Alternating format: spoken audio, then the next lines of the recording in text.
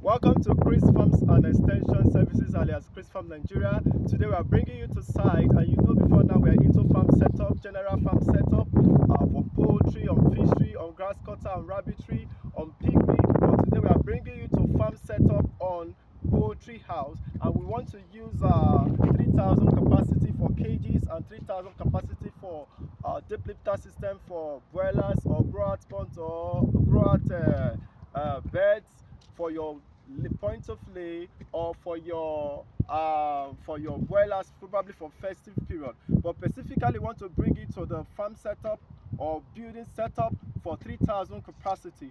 Now you can see how it looks like.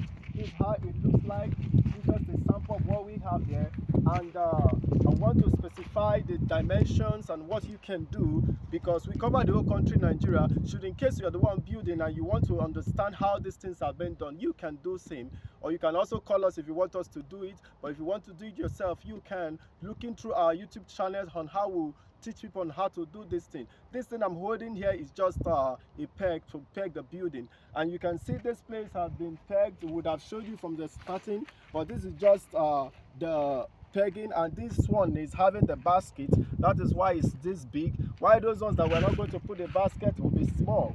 You can see how small this one is. This one will not be having the basket, it will just have the pillar, the rod itself, and this one will be having the basket. Specifically, the standard way to do it is to have, in a building like this, you should have at least 6 places where you can put your basket, so that it will hold a firm. You know that the poultry building is usually supported or is held by pillars, either your galvanized pillar, either your wooden pillar, or the actual pillar which is made of rods. You can use any kind of rod. You can use 12 mm rod, 16 mm rod, 25 mm rod, depending on your capacity and depending what you have. But this is specifically on 3,000 capacity poultry house setup, and we've started the foundation. And you might be asking, what is the dimension, what is the length, what is the breadth? It's very simple. We just had depending on, before you start building, there is need for you to consider the kind of cage you'll be putting here. We have 3 tiers, we have 4 tiers, we have them for 96 capacity, we have them for 120 capacity, we have them for 128 capacity, we have them for 160 capacity, which could be imported or which could be locally fabricated. If you want imported one, we say imported one all over the country Nigeria, irrespective of where you are. We can sell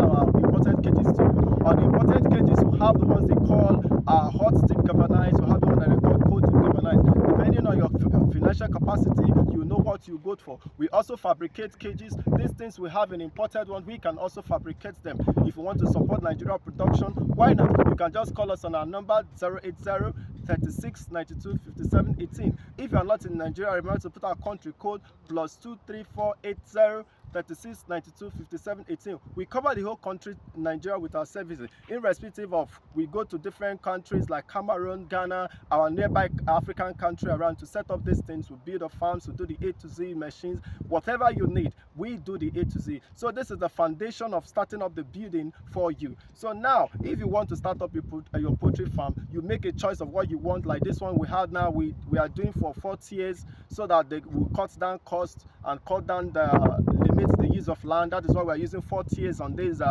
battery cages, and depending on the kind of cage you want to use will determine on the kind of dimension we are going to do. Like this one now, the dimension is 2.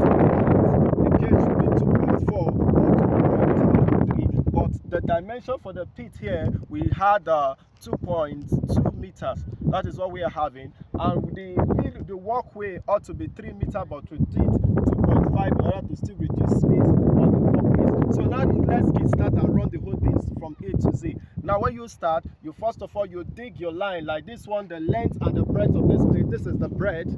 The breadth is 17.5 meters long, while the length is 22 meters long. 22 meters long. From here to here, that is 22 meters long. And each of them, for you to know the standard way to do pillars, you don't just come and start doing pillars. For you to get your pillar, you ensure that the minimum pillar, no matter how you want to do it, it should be a minimum of 10 10 feet or 3.1 meters long from one pillar to another. But if you want to make it standard, you can reduce it to 2 point something, but the minimum you can use for your building so that your building will not collapse is 3.1 meters of 3.1 meter or 10 feet long. From here to here now, you have 10 feet, a pillar will be here, a pillar will be here, and we ran it all through, and we think we had 1, 2, 3, 4, 5, 6, 7, 8.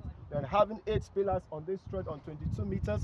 We are having how many is here? We have 1, 2, 3, 4, 5, 6, 7. We're having 7 pillars on this row. These are the beats in order to give your foundation to be strong. Now, on the digging of the foundation, you ensure that a minimum of 2 feet for your pillars. But if it is on a slopy land, if it is in the south region like the Delta, the Bayelsa, or the western region like the Benin, like the Lagos, Ogun State, Ekiti, ensure that the foundation for pillars are 3 feet, because you know the soil there is not as too strong compared to the northern part. This is the northern part that we're working on, so we want you to ensure that you get what you want.